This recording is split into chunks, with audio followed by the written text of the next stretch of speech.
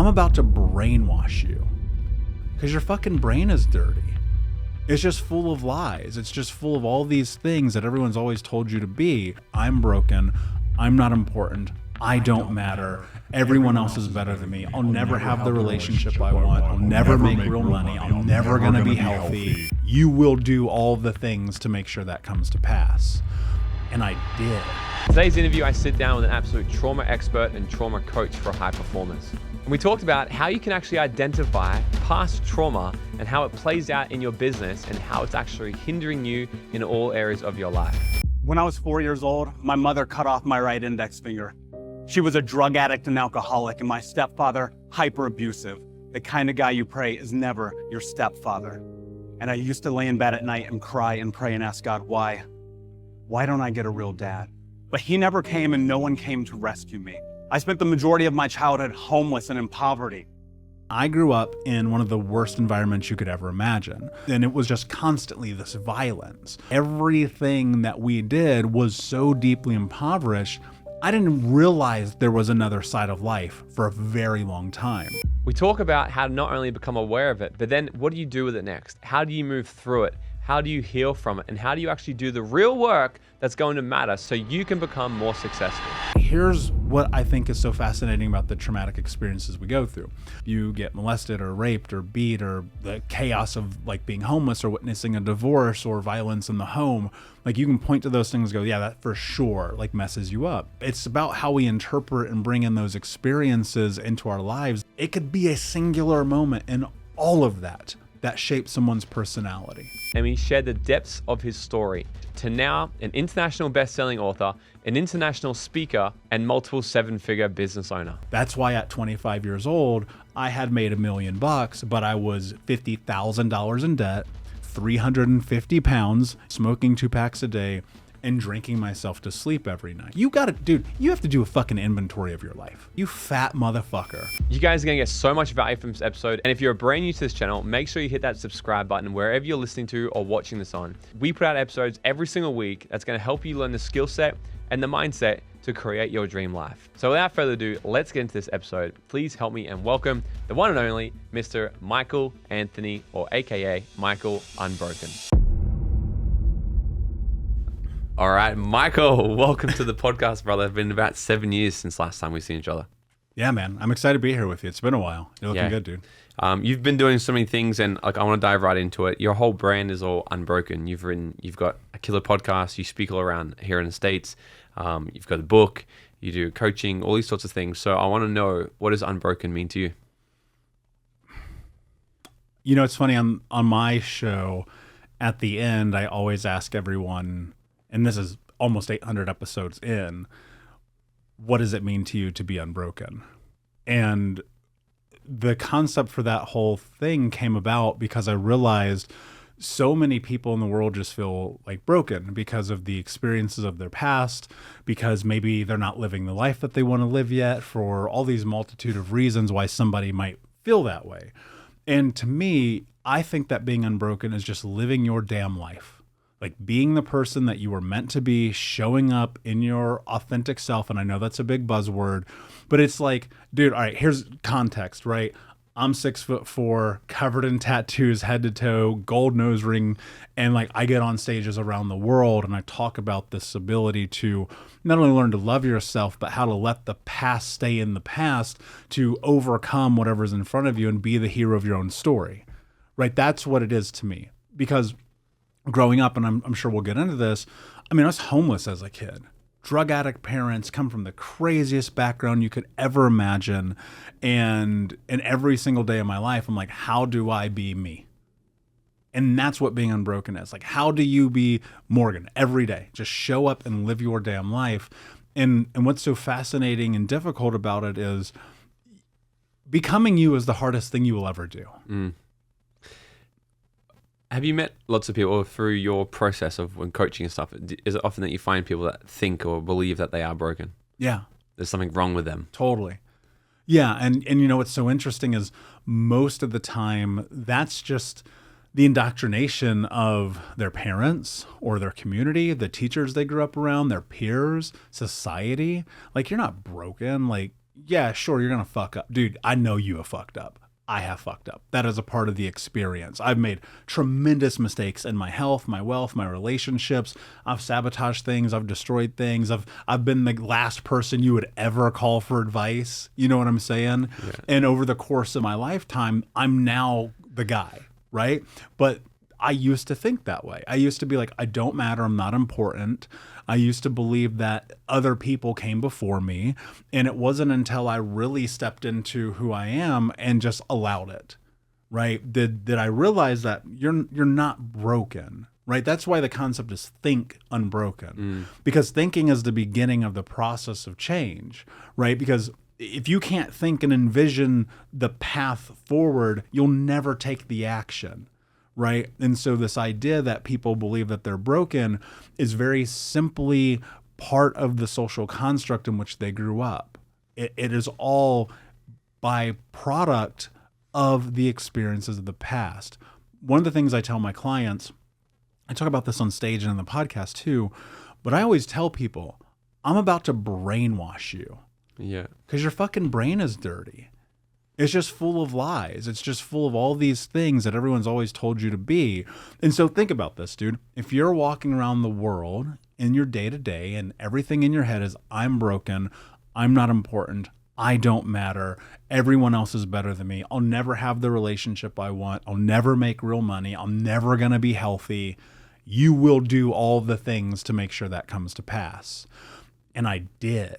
That's why at 25 years old, I had made $1 million, but I was $50,000 in debt, 350 pounds. You know, when you met me, I was not 350 pounds, right? I was 350 pounds, smoking 2 packs a day and drinking myself to sleep every night. That is the mindset of someone who believes they're broken. And I like how you said it, because it does all start in the mind. And when I run a program called the Dream Out Loud Method, it's like my 3-day intensive program. And I open up by always saying, like, who here thinks they're broken?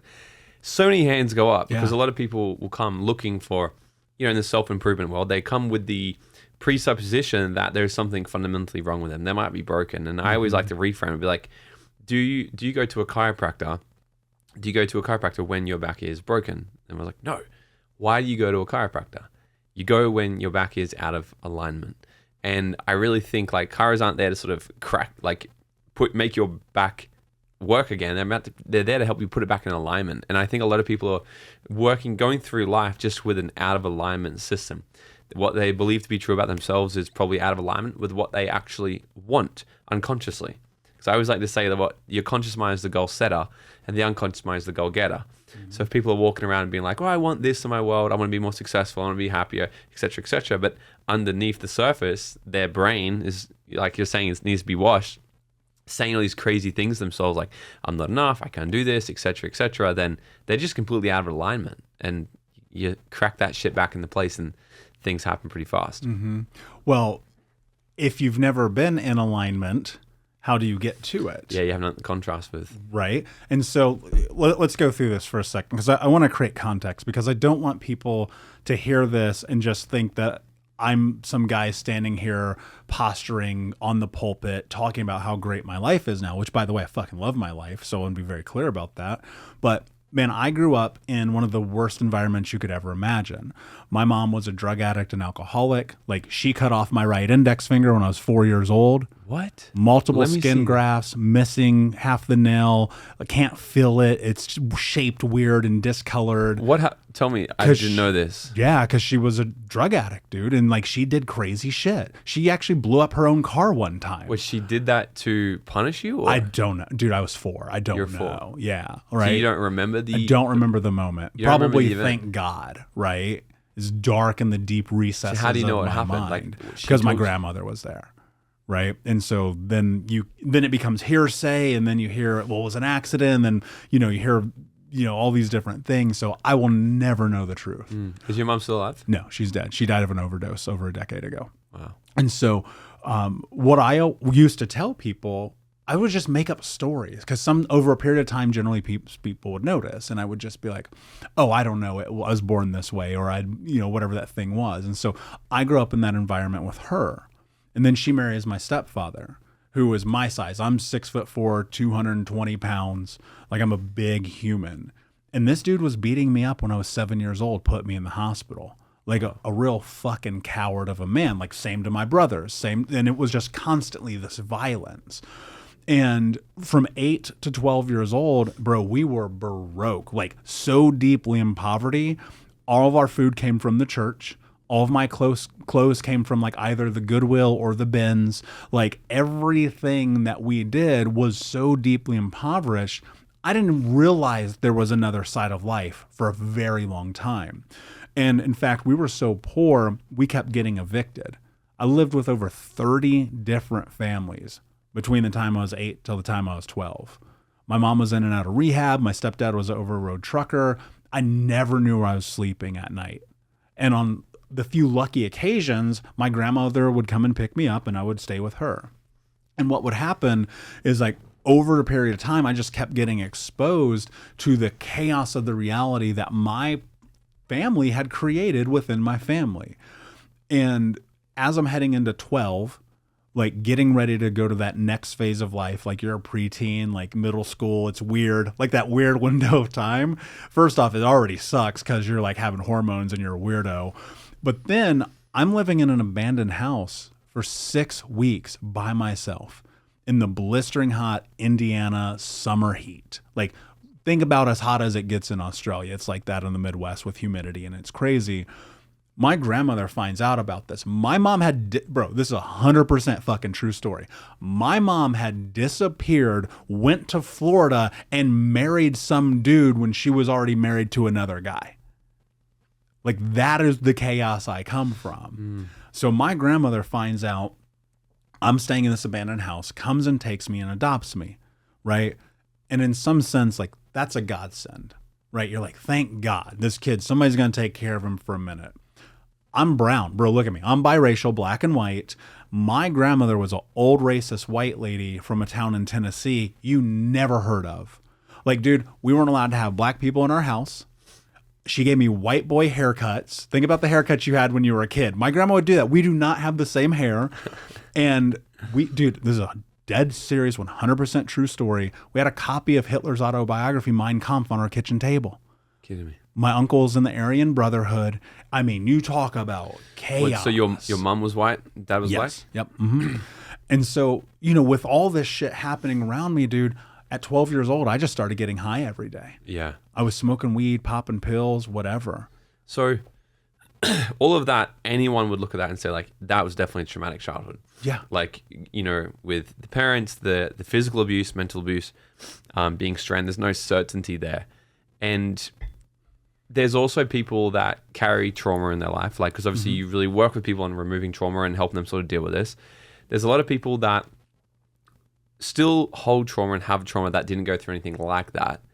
And so can you break this down a little bit? Like what actually is trauma? Because funny story, actually, my partner, she's Eastern European and she has a very close friend over there in Europe, and she grew up in an amazing family, like something you see in a movie. Like her mom and her dad are so beautiful, so loving brother, nice, like quite wealthy family.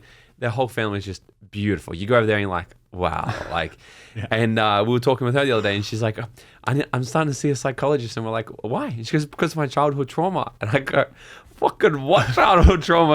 And I'm like, that's just funny though, right? Because everyone goes through life with their goggles and they will create their version of whatever happened from whatever, like, and we're meaning making machines. Yep. And, you know, and not to take away from anything, well, like, you don't have trauma compared to this. Of course, you can compare anything to black and it's going to look white, right? Like, you can compare anything to anything that's going to look completely different. So I want people to sort of understand this, because I've also seen some people create trauma and limitations because they didn't go through things like you. They're like, oh, well, I don't have a big story like that. Like, can I ever be good enough to share my story on stage? Yes. So can you break this down a little bit? Like, what is trauma? Is there levels to it? Or yeah, I've always looked at it like this, and you know, that what I just laid out just touches the surface. There's so much more, right? And I want to hit just two more other points because I think they're incredibly relative to my experience. One, I didn't graduate high school. I got kicked out. And two, my 3 childhood best friends got murdered. Wow. So we're talking about When you were a kid? when I was a kid. So we're talking about the environmental impact of those experiences shape who you are, right? Now, eventually I'd go and make millions of dollars and build businesses and do all that stuff, right? But as a kid, here's what I think is so fascinating about the traumatic experiences we go through. Some things are very evident, right? You get molested or raped or beat, or the chaos of like being homeless or witnessing a divorce or violence in the home. Like you can point to those things and go, yeah, that for sure like messes you up. But then there's other things. There's like neglect, just not being taken care of. Like if you're sick, not going to the doctor. If you're hurt, no one nurturing you and giving you kindness when you need it. Like those things count too. And I think one of the things that's really interesting is as you're like trying to look at and measure it, it's different. Because dude, something that happened to you, and I know your story is crazy like mine too. For guys like us, like, dude, the world could end and we're going to be good, right? And for other people, they're like, I remember in third grade when somebody said something mean to me and I'm crippled by it 40 years later, right? And so it's about how we interpret and bring in those experiences into our lives that shape the meaning behind them. Because what you said is perfect. We're meaning-making machines. So if you even had the perfect life on paper, because we don't know what's happening in people's lives, but on paper we're looking and we go, man, they got all the houses and all the cars and all the money and the finest foods, and mom and dad hug them and kiss them goodnight, blah, blah, blah, blah, blah. It could be a singular moment in all of that shapes someone's personality, where they associate the experience of whatever's happening with their self-worth. And so when you have those small levels, what we might consider to be a smaller level of trauma, they still take from you, because we're trying to interpret and understand the world through this scope of the reality of our experience of life is we're the sum total of all of our experiences. Some experiences carry more weight, right? And so some of these experiences that we're having, we leverage because we look at them and we go, this must be who I am because I'm 7 and that person is telling me. And they're mom, and mom knows everything. Mom says, I suck at school and I'm never going to be important, right? And it could even be sarcasm in that moment. And children don't get sarcasm, right? And your mom could be messing with you. And then suddenly the thing in your head is, I suck at school. And now forever you suck at school. And then you suck at work. And then you suck at building a career. And then you're living under a bridge, right? I know that's a stretch, but like that's the reality, right? Someone will never apply themselves because they've decided already that they suck. And like breaking free of that is about this idea of like reprogramming yourself. And like, how do you really get to that place of sitting in front of who you want to become, right? This Michael sitting in front of you is it's a creation, dude. I sat down one day, I hit rock bottom. I was 25. I'd made $1 million, but I'm 350 pounds, smoking 2 packs a day. My brothers won't talk to me. I'm cheating on my girlfriend. My car got repoed. I'm $50,000 in debt, making a couple $100,000 a year. And I just looked at my life and it was a disaster. And that was almost 15 years ago. And as I sit here with you today, now there's a shit ton of work in this journey. And I'm still doing it, by the way. But this person in front of you is just a creation. That's all it is. Because what I did is I took an assessment of the traumatic experiences that had shaped me. And I really looked at them. And I said, is this going to be who I am going to be without my own permission? The answer ultimately was no. So way I work with people and understand all this is the first step to any transformational change is awareness. Yeah. So, and then I want to sort of give these guys some tools so they can, once they're aware of how it might be playing out in their life, like, what can they actually do about it? So can we first start with, for the people watching this, listening to this, how can they be aware that maybe some of their past trauma is playing out in their business and lacking them? Like, what are the indicators that you see really play out for us that might be stunting our growth, sabotaging us, destroying us in one way, shape, or another when it comes to business and our success? Yeah. Well, I think everything in life kind of filters into health, wealth, and relationships, right? It's this triad of the experience that we're in. And this is not original idea, by the way. But what I look at when an entrepreneur, a business owner, a leader, a CEO, an executive comes into a coaching program with me or one-on-one or to whatever it is that we're doing, what I'm always looking for is understanding these places of stuckness. Because you can sit and ask somebody a question like, like, tell me about your day to day, right? And they'll kind of lay out their day and what's happening. And then I'll go a little bit deeper. I'll be like, tell me if you can, like, where do you feel stuck? Where is life not working, right? And they'll start laying it out. And I think what's important is like paying attention to the nuance, right? When I'm sitting with somebody, I'm looking for the thing that maybe they gloss over, because the depth of what's going on is in there. And so when I'm sitting with someone I'm looking at and trying to help them understand themselves, it's like, okay, where are you not showing up in your life? Because I've worked with so many people who are great at making money and then losing it all. Yeah, it's sabotaging. Oh yeah, and then they have a great relationship, and then they cheat, and then they're ripped, and they get a 6-pack, and now they're 100 pounds overweight again. And then it's like, okay, this isn't about only this concept about limiting beliefs and self-sabotage. This is so tied into the experiences of our childhood and our self-worth and our belief about who we're able to be. And so if you're an entrepreneur or a business owner, and like you're afraid to talk about your own product, I'll help you rewind to 3rd grade and the time that you were told that your opinion doesn't matter and to shut up, and help you unravel that, and how that one experience has kept you trapped in thinking that even though you have this thing, it shouldn't be shared with the world. And I think one of the biggest things about understanding the implications of our past is like, you have to do a fucking inventory of your life. Like, you really, truly have to inventory your life. Which way? In all ways. And by sitting down and taking an assessment of acknowledgement, because this journey starts with acknowledgement, right? Yeah. I think we both can agree with that. You have to look at your life and say, what role am I playing? This is the area where people don't do this, and so they don't know why their life isn't different. Playing a victim is very easy. And by the way, I'm not taking that away from people. I've been a victim. Like, I've suffered shit. People, dude, there's stuff I will never say publicly that is so dark, it does not need to go outside the room of my therapist or my journal. It's bad, like really bad. And I've played the victim. That's how at 25, my life was what it was. But when I sat down and I started asking myself, like, what role was I playing? Things became different. Taking responsibility. Beyond responsibility. I was also letting go, right? Taking responsibility and looking at your life for what you are, the role you are playing, is unbelievably important. But then there's also a process of letting go. Like, are you going to carry all of this weight of all the bullshit that you can't change? And it's not as easy as like, I'm just going to let it go. For some people, it might be. For me, it's been 15 years of constant work, right? To evolve and go to the next level. And, you know, what's funny is when I was 25, I'm in this very intensive rock bottom experience, right? Laying out all those things about 350 pounds, cheating on my girlfriend, all that stuff. It was, dude, Morgan, it was so chaotic.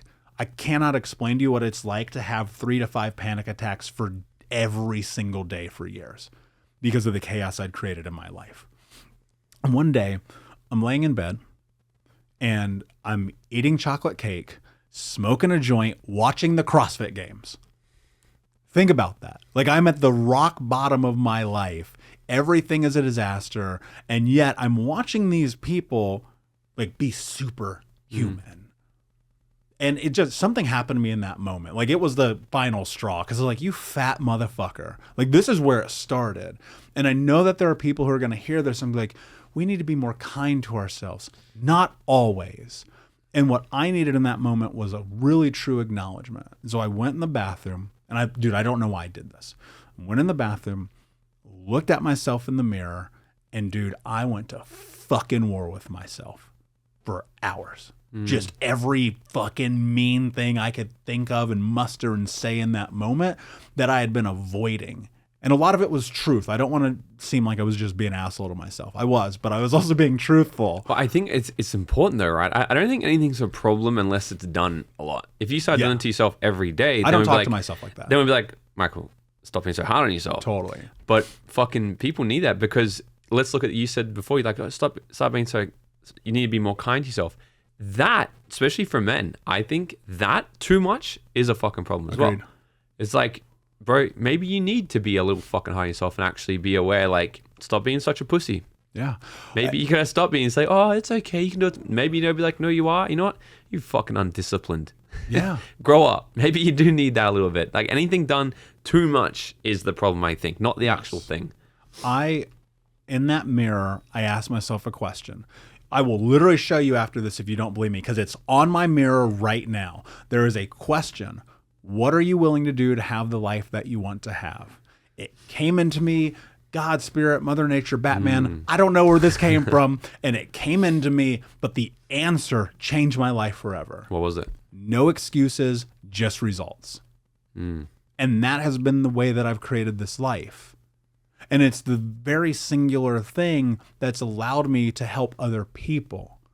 Because if you want to play the victim, dude, I'm not going to take it away from you.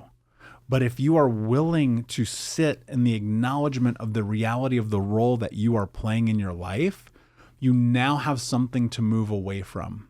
Because, we either move towards or away from things in life. It's very simple. It's very binary.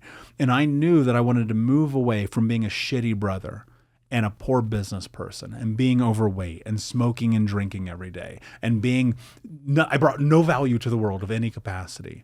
Now, from 25 to 30, it was really the 4 or 5 hardest years of my life because I was doing the work and it was one step forward and a million steps backwards. And I never imagined I'd be having this moment here with you. It was not in the game plan. I was just trying to get my shit together. And that was it. And that started with acknowledgement. And from acknowledgement, what I did is I got very clear on my values. I know this is something you're really big on as well. And I got clear on my values because I realized I didn't stand for anything.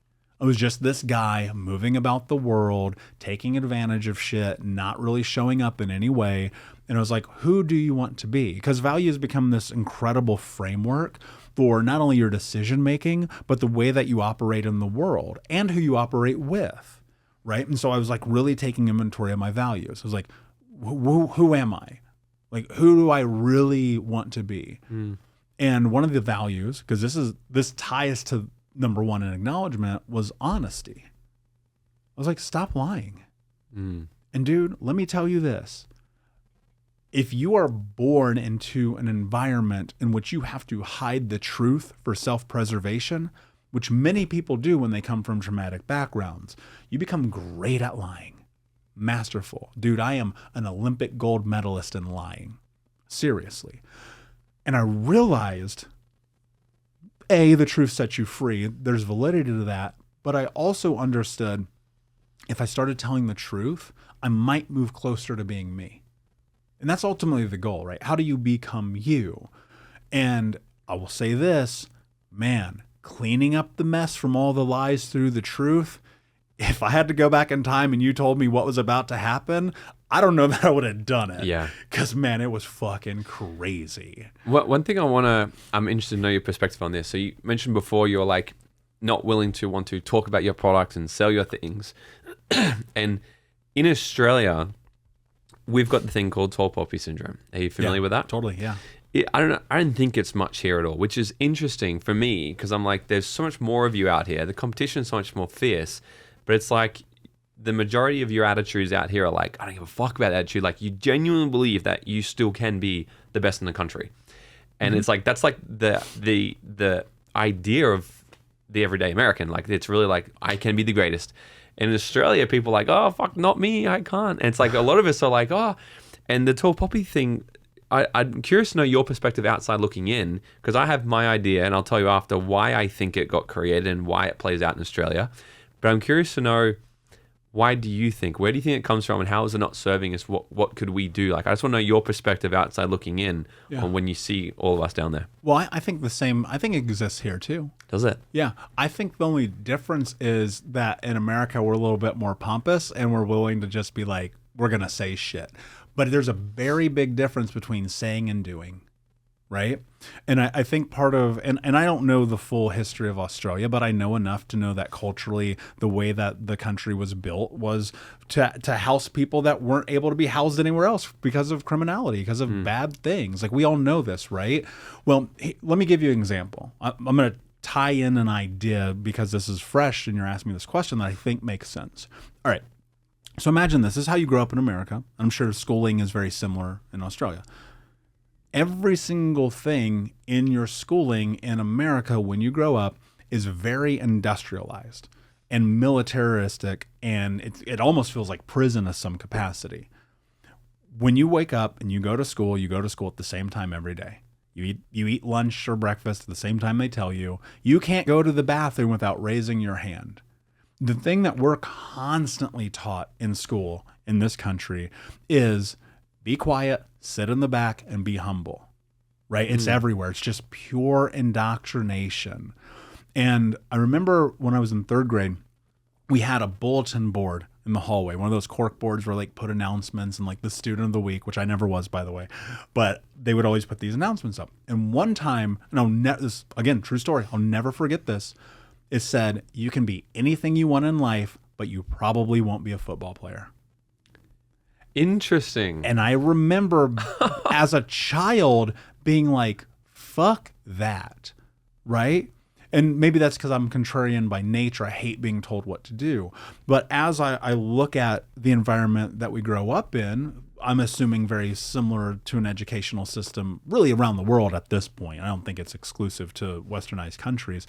I remember just feeling like these people want me to live this life this way.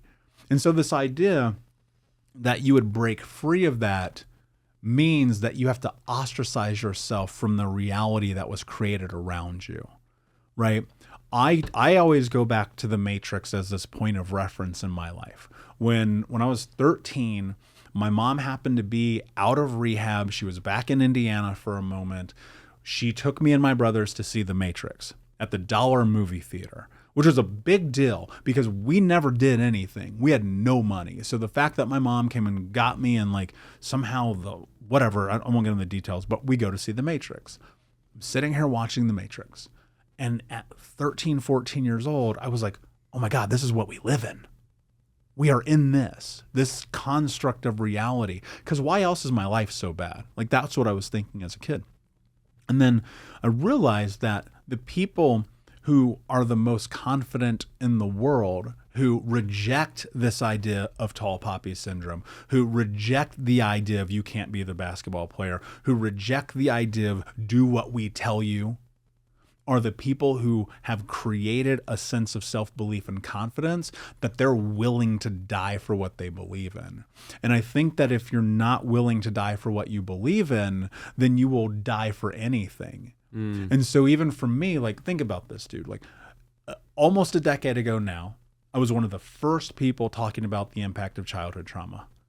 My first speaking event, 2 people came, right? 2 fucking people. And it's traumatic in itself. No, it wasn't, because I mean, what it was in the moment is I was like, well, that sucks. And then I just realized, I was like, oh man, I got to figure out how to do this. That's my biggest fear. Every time I run events, every time, it never goes away. I'm backstage going, fuck, I hope people actually come today. Yeah. And they will when you get good enough. And you know this because you're good enough and they come. But what happened is from 2 people to 10,000 speaking on stage in front of Grant Cardone and that dude investing in my company. Right, speaking on stage with people like Tom Bilyeu and David Meltzer and Amy Porterfield and Vishen Lakhiani and I mean, God, dude, the list goes on and on and on and on, right? And that only happened because I was like, you have to believe in yourself, regardless of what anyone says. And one of the things about shedding these notions of the traumatic experiences of our life that tell us we're not worthy, you got to go build some confidence, man. You want to overcome tall poppy syndrome. You want to get out of the space that tells you you don't matter, you're not important, that you can't do. You only change your life by changing your life. You take all the formulaic things that we talk about, all the psychological things that we talk about, you take all that stuff, every course, every seminar, every event, you throw it in the trash can and you do one thing. You just take a ridiculous amount of action over a long enough timeline and you will become you. Maybe that's getting up and going to the gym at 6 a.m, not cheating on your girlfriend, putting down the bottle of wine, like living into who you believe you're capable of being. But ultimately, at the end of the day, nobody's coming to fucking save you, man. What's up, Dream Nation? Have you ever wondered how far ahead your life would have already been if you had got access to this type of content at a younger age? Look, this is why I need your help. I'm trying to build the #1 personal development platform out there to teach you guys the tips, tricks, and attitude of what it takes to live your dream life and to bring the type of education that we all wish we had in school. This show only grows by word of mouth and new subscribers, so it would mean the world to me if you could smash that subscribe button right now, leave us a 5-star written review, or drop a comment below and share this episode with a friend. I would be forever grateful. All right, now let's get back into this episode. I really think what happened in Australia with tall poppy syndrome, I really think tall poppy syndrome comes from, because if we think we are only about 6 or 7 generations, I think maybe even less, of prisoners, right? Prisoners all go to the island. So as new generations are coming in, think about it. And there weren't gnarly prisoners. Like back then, people were getting sentenced for like stealing bread, stealing a horse, like stupid little things, you know? So they were, in my opinion, I'm outside looking in going, maybe here what happened was a generation of people that got severely punished. You didn't just go to prison. You went to prison on the other side of the world when you didn't even know it existed. There was nothing there. Severely punished for doing something maybe that wasn't ever that bad, maybe a little bit misunderstood. And then you have children, and then now starts the lie. Now starts the story of being like, hey, don't stand out much because you might get completely punished. Yep. And then more generation. And we're only, this only happened, we're only 100 years old, just over 100 years old, Australia. Like 1901, we federated, we became Australia. Before that, so we're only like 200 and something years old. So we're not that old. And so what I think is there's been all these generations played out of people just being like, hey, do what you need to do to get by. Keep your head down. Keep your head down. Don't stand out much because you might get punished for something that's not even that bad. So just be good. And in fact, if you walk past an Australian and you say, hey, going, they'll say, not too bad. That's the very general, yeah, not too bad. And it's like, well, if you're not doing bad, then you're good then. And if you're doing good, then that's fine. But don't fucking be better than good. Yeah. And I talk about this a lot at my programs. I'm like, we've been conditioned for good. Exactly. We've been so conditioned that good is actually fantastic, because anything better than that is a threat. And then I would look back to like a neuroscience level as well, I think, because if you're doing something and the rest of the tribe are not, if you're wanting to go, well, I don't want good, I want great, then now it's perceived as dangerous because, well, hey, you got to leave the tribe to be great because we don't tolerate that here. Yep. We just want to get by. There's so many ingrained things that I think are keeping people stuck, and it plays out for so many people in different levels. What I'm curious to know is now if we're aware of, okay, well, that's playing out in my life. I'm doing these things. I'm sabotaging myself. Maybe I'm cheating. Maybe I'm losing money. I'm doing these sorts of things. Trauma's playing out. You've done the inventory. How do we actually go about reshaping this and reconditioning our mind? You talk a lot about building confidence. No one's come to save us. What's the process of actually reconditioning and creating the person who you've become? Oh, dude, I love this. This is probably the thing that I understand about myself the most, that's changed my life the most, that I help other people understand. All right, so context, because I think context matters, right? So growing up, I grew up in the hood. Grew up in Chicago, right? Indianapolis. Yep, which is like 3 hours south of Chicago. Okay. Right. So I grew up in one of the poorest neighborhoods in the entire city. We were probably the poorest family in the poorest neighborhood in the entire city. By the time that I was 16, my best friend had been locked up. My uncle was arrested, again, prison for life. My cousin was arrested. Other family members, I won't say who, have been arrested as well. I had gotten kicked out of school twice at that point for fighting. I had no high school diploma. I had nothing in front of me. The path in front of me was very simple. Prison, which was very likely. The military, which was my goal, but I got injured and I could not get in. Or death, which was the coin flip. It was like, you're going to die or you're going to go to prison. One of these two things is probably going to happen before you're 21. Dead serious, dude. As a kid, I had no ambition at all. The only thing I thought every day was, don't die, right? And so by the time I was 18, I had no plan. I didn't plan on making it to 18. I didn't think it was possible. And then I made it to 18, and I was like, I don't know what to do. And then I realized if you do not have very concise and clear goals, it's like being on a ship with no compass. You'll land on any island. And so even at 18 years old, I recognized this because I was sitting in my car. I just got fired from a warehouse job. I was putting microchips into motherboards every day, like a monkey on an assembly line every day. And I was just around these people who were like 40, 50 years old. And you could just see the desperation in their eyes. There was nothing left for them. And I'm 18 and I'm like watching this. I was like, this is insane. And so putting microchips in motherboards every day. One day I walk in, I'm like, my badge thingy, it doesn't scan, so the door doesn't open. And I got fired. That's how they let you know? Yeah, that's how they let you know. God damn. You just don't get in. And I was like, well, it's probably because I'm always late and I'm stoned most of the time. And so I'm sitting in my car and I'm like, okay, time out. This was the first time I understood the power of creation. I was like, all right, dude, you are not getting out of this car until you figure out a solution for what you're in front of. And for 4 hours, I sat in my car. I'm chain smoking cigarettes because I smoked back then. I'm just like sitting here. And I was like, okay, the solution for all of this, money is the solution, period. For homelessness, for poverty, for this abuse, it's money. To get out of here, it's money. To escape this reality, money. Because, dude, what we're really trying to do is escape our reality to go into the reality that we believe we're capable of creating, right? And so I said, I want to make $100,000 a year by the time I was 21. I'm 18. I have no skills. I'm putting microchips on motherboards every day. I have no skills, but I got driven towards a goal. And that goal was $100,000 a year legally. Family in prison for life, 3 childhood best friends murdered. I knew the path I was going. And so the thing that I did, I just started getting skills.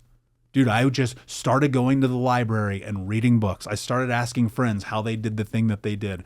And by the time that I was 21, literally the month I turned 21, I cashed my first check for 5 figures and I was working at a Fortune 10 company. No high school diploma, no college education, because I got clarity about my goals. And so how do you really build confidence? That's the question. Well, why am I telling you this story? Because every single day you have to show up for yourself. Here's the problem. Most people don't know what they want because they haven't sat down and wrote it down. And I think in the beginning, we have to simplify because people make these really intensive goals. They're like, I want to build $1 million business. I'm like, bro, you ain't built a $1 business. Yeah, facts. Right? So what do? Well, if life is this triad, which I believe it is, health, wealth, and relationships, just write one goal that you can accomplish in the next 6 months. I don't even think a year. A year is, dude, I can't even rationalize a year in my head, right? But I can rationalize 6 months. And what I tell people is write down one goal that you can read in a sentence. It is not a run-on. It does not last forever. It is one sentence. One goal that you can accomplish in the next 6 months in your health, your wealth, and your relationship. You write those goals down, you read them every day, you write them down every day. You focus on it and focus on it and focus on it and focus on it. It's the only thing that has your attention. And if it doesn't move you towards your goals, don't do it. And what will happen is you'll start to notice little things transpire in your life in the ways that the universe starts supporting you in having those goals come to fruition. And what was so spectacular about this for me, I did it once when I was 21, landing that job, making $100,000 a year, like learning all these skills. Like I did the thing. And then it turned into, well, now I need to lose this weight. And then it turned into, now I need to have a healthy relationship. And then the business goal shifted. And I was like, I want to be the #1 speaker in America. Right. Mm-hmm. And so what happened is, fast forward, I end up speaking on stage with Grant Cardone and doing this pitch in front of 10,000 people, winning this incredible contest, him investing in my company. And Morgan, every single day for 3 or 4 months leading up to that event, morning and night, I swear to God, this is true, I'll show you the journal, I wrote, Grant Cardone will invest in my business. Grant Cardone will invest in my business. Grant Cardone will invest in my business. Was this at his, like a pitch off thing or something? Yeah, exactly. Yep. So, and then I applied that to my first book. Yeah. I wrote my first book around the same time that we met, like sitting on the islands of Thailand and Bali, hanging out, drinking coconuts and shit, writing my first book and be like, this will be a best-selling book. This will be a best-selling book. So what about for the people, right? Because once the goal's set and we're clear on what it is we want, and because I know there was a period in my life where I'm like, I was writing it down every single day and it still felt like I was going fucking nowhere. I'm like, it still felt like I was battling the internal things, the self-sabotage. I'd make money, lose it, Totally. Or the self-doubt. So what's the, so there's definitely gonna be more steps to it, right? Step 1, like creating clarity on what it is we actually want. What's the other things you found the process of sort of like weeding out the internal things we're telling ourselves, the why we can't have it, why we won't do it? How do we recondition this? Well, it's somatic, right? It's built into your body. It's an experience. This is where the acknowledgement, again, will come in and play in a really important role. So I was in crippling debt when I was 25. $50,000. Dude, how do you make 200 grand a year and you're 50 grand in debt?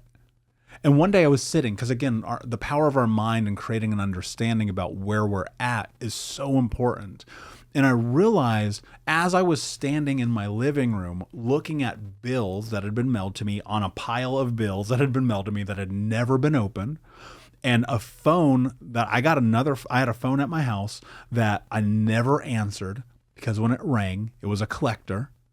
My car got repoed, right? I got evicted from the place I was living. Dude, think about that. This is probably one of the most embarrassing things I ever talk about publicly.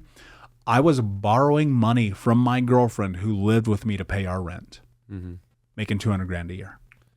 What were you doing with all your money? Dude, drugs, alcohol, restaurants. I was going to $500 dinners. I was like living into this chaos of this lifestyle. I had an $85,000 car. I had a room full of Jordans. Like, it was just like, what are you doing?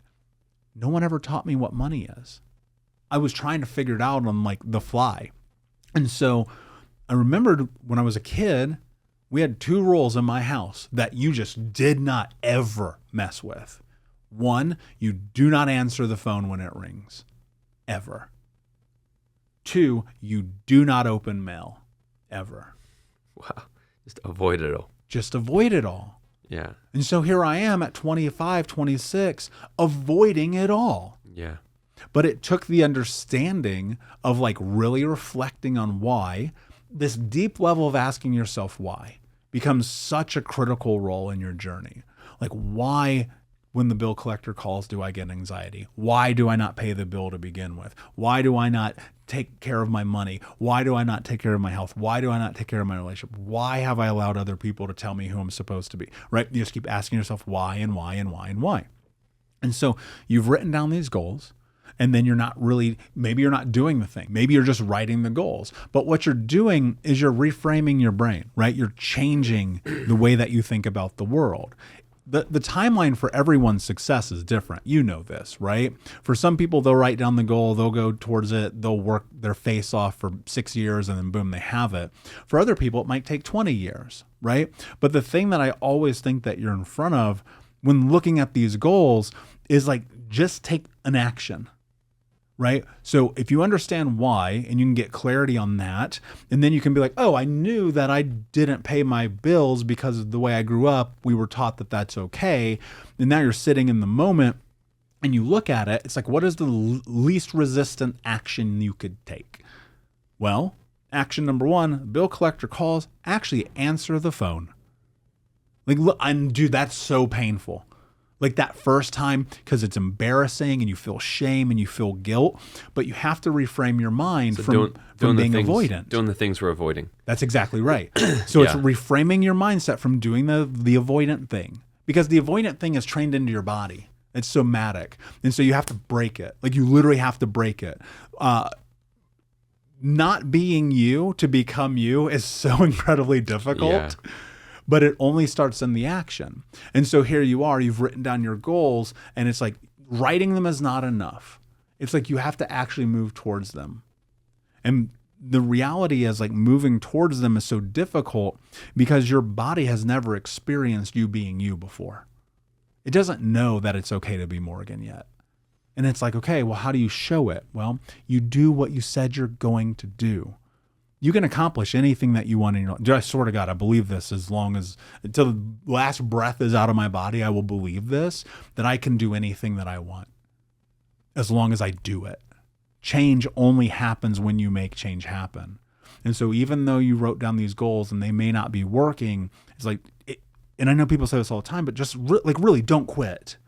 Mm-hmm. Just take an action every day. So imagine this for a second. You write down a goal in your health, your wealth, your relationship. One goal, that's it. In each area, very simple sentence. I want to make $5,000. I want to make my first $5,000 in a month. I want to gain 6 pounds of muscle. I want to make sure that my girlfriend or my boyfriend knows that I love them every single day. So I'm going to write them a Post-it note, right? Simple. That's it. Those are the goals. Those are your 3 goals in your life. Those are what you're focusing on. If you take one action in each one of those goals every single day, let's call it over the course of a year, you've taken over 1,000 actions. You cannot tell me your life's not different in 1,000 actions. When it comes to the healing process, walk me through this, because you talk quite a bit about this as well, like actually doing the healing on yourself, and especially where I live back home, a lot of people are on the healing journey. Yeah, sure. Explain this a little bit to us. What is the healing journey? What does doing the healing look like? Yeah, dude, it's different for everybody. And, one of the things that I think is really interesting is we're living in this very strange time where people are leveraging, I'm on a healing journey, for being a piece of shit. Yes. And they get addicted to it. They do. And it becomes their identity. Yes. The reason I want to ask this question is because I want people to get clear on what doing the fucking work actually entails, but then also, when does the work complete? Yeah. So I talk to people a lot. I'm like, I'm healing. I'm like, when are you gonna be done then? Yeah. Oh, well, I don't know. And one thing my mentor says to me, he just goes, you can always heal, but choose how long you want to mourn for. Yeah. Like if you 100%. if you lose your cat, yeah, how long do you want to mourn for about a cat? Well, okay, choose your time, mourn. If you lose your best friend in a crazy fiery car crash, wow. Well, how long do you want to mourn for? At some point, it has to not become your identity anymore. Yes. At some point, you have to actually go through the grieving process properly, do the work, do the thing, then come out the other end and take the learnings from it, and ask, how have this happened for me? Yeah. And actually, how can I learn from this and just keep growing in my life? Because that's reality. And a lot of people can get stuck in the identity of believing that they're so broken. And in my opinion, I think they're worse off now than what they were when they fucking first started. It's like peeking over the fence, seeing a world of color. Now you know it exists. You might have been better living in the world of black and white, not even fucking knowing about it. Yeah. So how do we actually do the work properly when it comes to healing? And what's your perspective on all that? We're gonna need 5 hours for this part. Yeah. Here's the short of it. And I tell my clients this, once you sign on the dotted line, this is a rest of your life game, whether you like it or not, because now you have awareness. It's like once you've seen the Matrix, you always see the Matrix. It doesn't go away, right? Do you know who Bishop T.D. Jakes is? No. So I heard T.D. Jakes, he's this amazing preacher here. He's a public speaker. He's this big bolstering guy, like giant, larger than life dude. He says, new levels, new devils. That's what this journey is, right? So when are you done? I'll reverse answer your question. When are you done? I don't know. I mean, I'm still there's new levels, new devils, like new amount of revenue in the business, new depth of a relationship, new space of health. Like you're always going to be challenged with something. I think the real thing though, this is my definition of healing, by the way. And I've interviewed people like Dr. Gabor Mate, Caroline Leaf, Pete Walker, like some of the most famous people in mental health. And this is my hypothesis about what it means to be healed. Doing what you want to do because you want to do it, and not doing what you don't want to do because you don't want to do it. That's the space of you having created yourself. And in that space, it's really so much more about you're actually living. Because the purpose of life is to live. It's not to be doing this shit all day long. Bro, sometimes with my clients, I'm like, we're not doing a session this week. You need a vacation. You need to go enjoy your life, right? You need to go and just be a human. Like this thing about Think Unbroken and talking on stage, dude, this is like 6% of my life. I run other companies. I have amazing friendships. I have great relationships with my family now. Like so much of that work has created the life. But in the beginning, I would put myself in an area of like obsessiveness when it comes to what I want in my life. Like it's dogged. Like I kind of like make up my mind and I'm all in. And so at 26, I made this declaration, no excuses, just results. And dude, I meant it. And this is not a flex, by the way, this is just factual. I have invested over $750,000 and 11,000 hours into my life to just be here with you right now. And so the journey is different for everyone, right? At the beginning, and it was difficult because I was like, I don't know where to begin. I've been going to therapy. I've just been lying to this guy the whole time, right? Again, what about truth? I'm paying this dude hundreds of dollars a week. I'm so embarrassed my mom cut my finger off, that I was homeless, that I didn't have parents who were like good people, right? I was so embarrassed and guilty and shame about losing all the money and hurting my girlfriend and making my brothers not talk to me. And so like, it was like, I'm just going to tell the truth today. And it was like regular therapy. And then it was cognitive behavioral therapy. And then it was EMDR and NLP and ABC. It was like all the acronyms. It was AA and NA groups. It was going to events. It was being in men's group coaching, which is the most uncomfortable fucking thing I've ever done in my life. It was like getting a Gestalt therapist. And then it was like going to conferences and events and investing in myself. And that collection of Jordans that I had, selling it. Right. So I could get out of debt. I didn't file bankruptcy. I pulled myself out of it. I got healthy. I made myself do the forceful things. And so when you're in your journey, the healing process is going to be different for everyone. But I think it really, really, really just depends on this question. What am I willing to do to have the life that I want to have? Because you might need to do what I've done. And it's like, I got to do ketamine therapy. And I went and did an ayahuasca retreat. And I've done psilocybins. And those plant medicines helped me so much, dude. Mm-hmm. And then it was like, maybe I need a coach. And then it was like, all right, where are you at? What do you want? Because like, I knew the moment my life changed forever. I'm on Facebook. I'm like 28. And there's this ad for this Brendan Burchard course, right? Who I always shout out as like my first coach, right? And the course, Morgan, was like $50, but I'm $50,000 in debt at this point. And I was like, well, fuck it. I'm already 50 grand in debt. And I looked at my shoes and I realized the Jordans I had on were like $300. Today, that's probably like $1,000, right? Mm-hmm. And I was like, you care about your shoes more than you care about your life. Ooh. And that moment changed me forever. And I banged that credit card and I took that course. And I'm not saying that course changed my life. I don't remember what it was, to tell you the truth. But it was the first time I invested in myself. It was probably if you really look at that, and tell me if I'm wrong here, or I don't know if you've looked at this, the shoe collection, the spending the money, it could have even been a way of playing out to feel good enough finally. Yeah, totally. Because you've been told, well, you know, your whole life was like, put second. And you got money and spend all this money on shoes. And so it's not necessarily the shoes being more important than the growth. It's been like, it's more important for me to prove that I am good enough than for me to actually fucking become good enough. Yeah. Yeah. And so you're sitting in front of this concept about, I know something's wrong. I feel it. I keep destroying everything I touch. And now it's like, you ask me, what is the work? It's kind of literal, right? It's like, show up. Go to therapy, get a coach, go to groups, read the books, journal, meditate, get in shape, change your diet, get clarity about your life, do the hard shit, stop being avoidant, stop being a baby. You are no longer a child.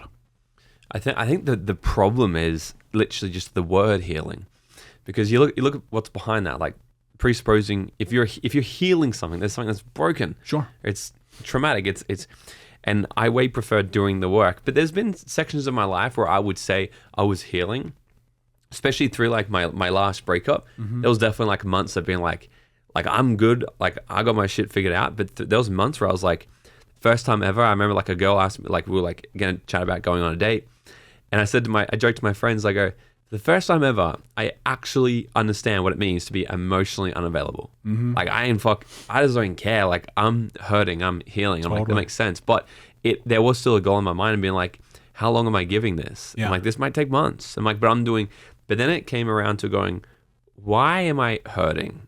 So it's not the healing of the hurt. It's going, why am I actually hurting so bad? And then what was under that, what I found was, I've never given it to myself. So through that whole learning, I learned, wow, I never actually loved myself. So then very quickly, it wasn't a healing journey anymore. It was a back to the work again. Yeah. And I love that, New Levels, New Devils, because it is a continual journey of self-improvement. It's never going to end.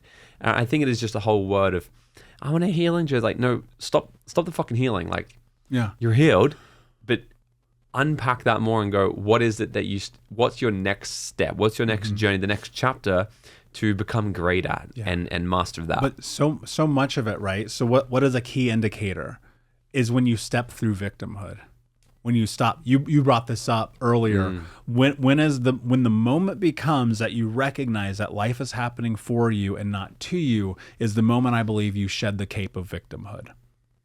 Like, truthfully, because so many people blame everyone for everything. And I used to too. It was everybody's fault.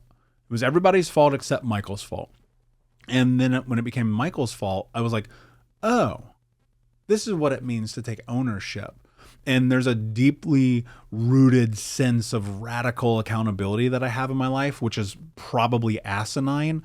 I blame Tom Bilyeu for this, by the way. He knows this because I've shared it with him a few times we've been together. He shares a story about, like, if his wife got hit by a meteor, he would blame himself, because that's such a depth of accountability that's so insane that it can help you create the life you want to have. And I adopted that into my life a very long time ago, where I was like, no matter what happens in my life, it is my fault. I don't care. It is my fault. But it also gives me permission that fault is about ownership. It's also my fault when life is great. Dude, life is great. Look, here, this is truth. To go from being a homeless, abandoned, abused fucking child to a guy in his 20s who was a nightmare, to a guy now walking towards 40, as I hate to say, like, and has an amazing life. And I know this is the stupid part of the show where I say the motivational thing. You can do this too. You just can. You just got to get the fuck out of your own way. Stop being a fucking child and do the work. Get support, hire the coach, read the book, listen to the podcast, show up in your life. That limiting self-belief that you have, that thing that you're trapped in inside of your head that said you're not enough, throw that shit in the fucking trash can. Because guess what? It's not serving you. Nobody gives a fuck, by the way. And if you don't do something about it, on your deathbed, the last thought you have is going to be regret. And that to me is a life unlived. My grandmother died with regret. My mother died with regret. My cousins died with regret. I'm sure my best friends did because they got murdered buying drugs. I'm sure they died with regret. Like, everybody in my life had died with that. And I'm just sitting here looking at my life. I'm like, fuck that shit. I'm not.